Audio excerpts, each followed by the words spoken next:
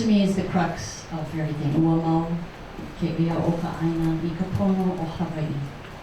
And so the fake state needs to stop using that motto with such blatant disregard for the meaning.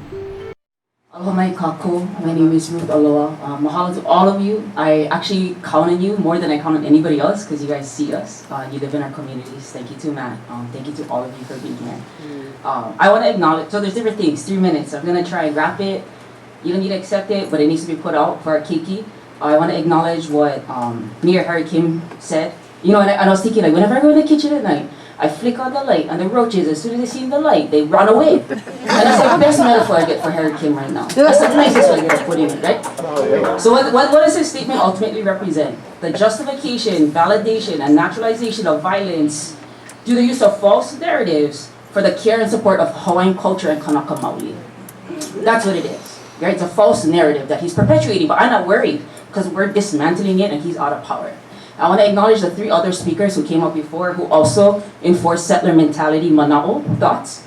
And the reason is whenever you try and advocate for the extinguishment of Native rights, you're advocating for the extinguishment of Native peoples. And that's problematic. And I hope they watch this video because they left too. I would have told them that.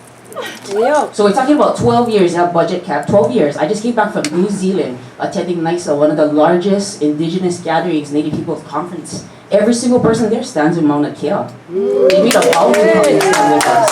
So you will have, I'm sorry, she's testifying, please. you will have 12 years. Now think about 12 years of people from all around the world, from every nation coming to Hawaii. And Hawaii is relying on the tourism industry. What will it look like when tourists start to stand on that mountain, when people stop coming?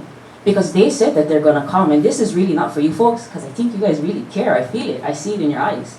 But that's something, what is the financial estimate of that? I don't know if you have a way to think about that, but I would like to know how you're going to arrest the whole world. The second one is death threats. I don't like to talk about this kind of stuff. This is stuff we talk about at home behind closed doors. We receive death threats. After this we get killed. I'm smiling because I've accepted it.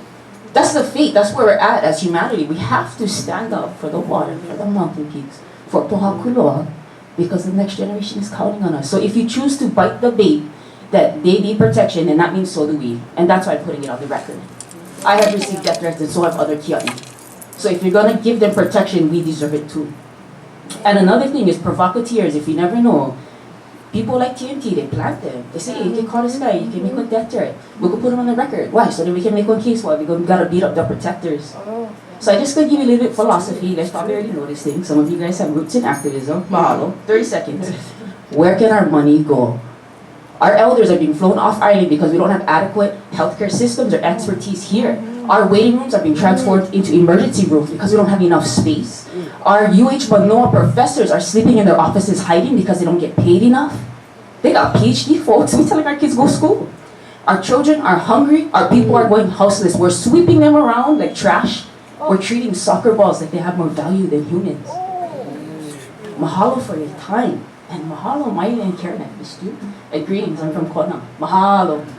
Mahalo.